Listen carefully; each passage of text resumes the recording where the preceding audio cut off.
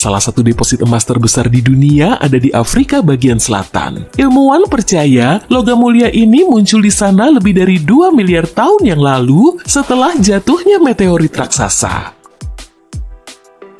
Orang-orang yakin emas tersembunyi di lautan dunia. Antara 10 hingga 20 juta ton logam mulia ini bisa berada di bawah air. Tapi ini bukan batu-batu besar, melainkan partikel-partikel kecil yang terlarut dalam cairan.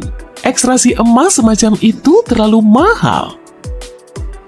Sekarang mari kita cari tahu bagaimana orang menambang emas dan mengubahnya menjadi perhiasan. Pada awalnya orang menemukan deposit emas, sebidang tanah atau batu yang luas yang di dalamnya terdapat emas. Kemudian potongan-potongan ini dilarutkan dalam asam khusus yang memisahkan emas dari padatan. Setelah itu, zat-zat lain dikeluarkan dari logam mulia dengan cara melelehkan atau menggunakan gas. Setelah emas dimurnikan, emas diperiksa kemurniannya. 99,9% adalah patokannya. Selesai! Emas siap digunakan dan kamu bisa mengubahnya menjadi perhiasan atau bagian dari perangkat elektronik.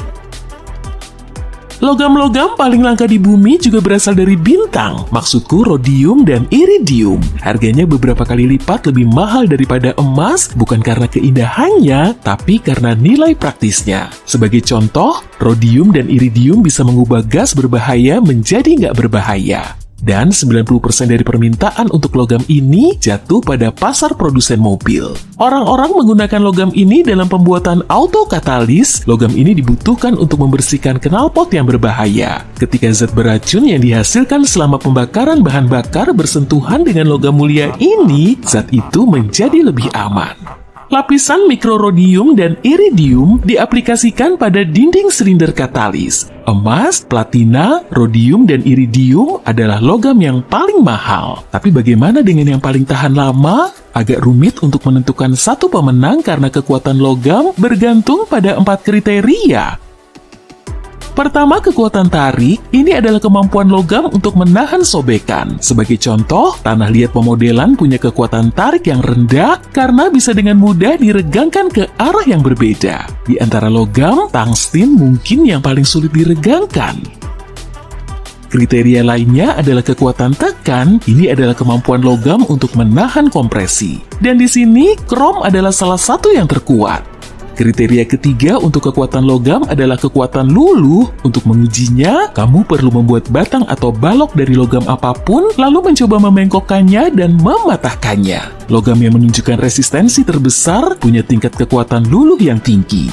Dan titanium juga bagus untuk itu. Kriteria keempat adalah kekuatan benturan. Ini menunjukkan seberapa kuat logam tersebut apabila dijatuhkan atau dipukul. Dalam hal ini besi menunjukkan hasil yang baik. Setiap logam punya sisi kuat dan lemahnya masing-masing. Krom misalnya punya daya tahan yang tinggi terhadap kompresi, tapi lemah kalau diregangkan. Oleh karena itu, orang membuat paduan logam untuk memadukan kekuatannya.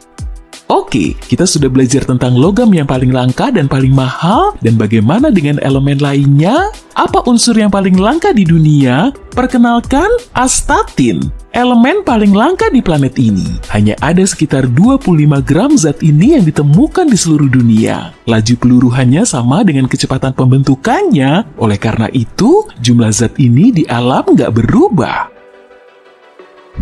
Orang-orang mendiskusikannya pada tahun 1800-an dan menemukannya pada akhir abad ke-19.